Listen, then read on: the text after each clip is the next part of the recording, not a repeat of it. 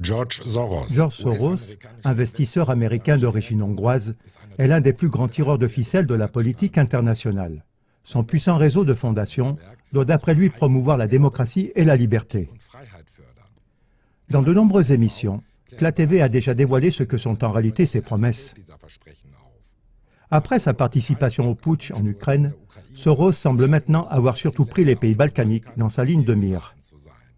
Ces pays, que ce soit la Hongrie, la Serbie, la Roumanie, la Macédoine ou la Bulgarie, ne s'en réjouissent pas spécialement.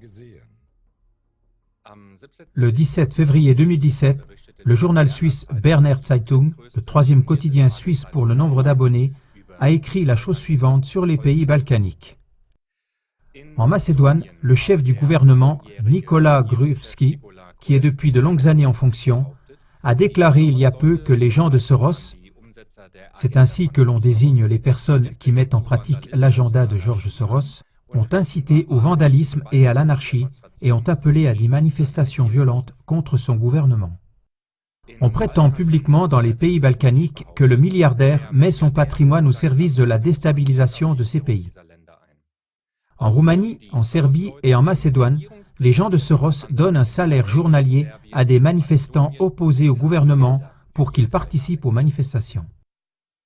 En Bulgarie, tout comme en Serbie, même les médias sérieux publient de longues listes d'organisations qui reçoivent de l'argent de l'Open Society Foundation que George Soros a fondé en 1984. Le journal Berner Zeitung a balayé ces informations très préoccupantes comme étant des théories de conspiration circulant dans les pays balkaniques. Mais le Berner Zeitung n'a pas livré de contre-preuves. Tout au contraire, il a passé sous silence d'importants indices tels que les suivants par exemple. Dans une pétition signée par presque 20 000 Américains, ceux-ci demandent au président américain Donald Trump de faire arrêter le milliardaire américain George Soros. Parce que, je cite la pétition, « Soros paye des gens pour participer à des révoltes et des manifestations qui lui conviennent. » Dans une interview de CNN en 2014, George Soros a dit lui-même qu'il a établi en Ukraine une fondation qui lui appartient. Cette fondation a pour but de conduire à la chute du président élu et à l'installation d'une jeune sélectionnée par le ministère des Affaires étrangères. Le journaliste germano-américain Frédéric Engdahl a écrit la chose suivante dans son article intitulé « Une courte histoire de la corruption, quand des milliardaires font de la politique ».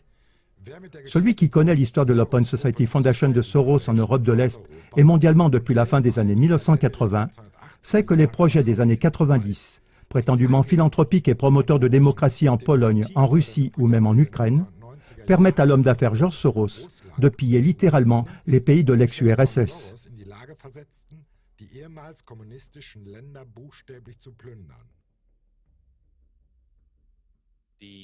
Le journal Berner Zeitung cache aussi ce que George Soros entend par société démocratique, qu'il essaye de promouvoir par sa Fondation pour une société ouverte, Open Society Foundation, et aussi par de nombreuses organisations qui dépendent de lui dans le monde entier. Le portail d'information Fit for Rusland écrit sur son site web. Ce n'est pas un secret que George Soros finance différentes ONG pour déstabiliser des pays où les gouvernements n'acceptent pas d'être incorporés dans son système de valeurs.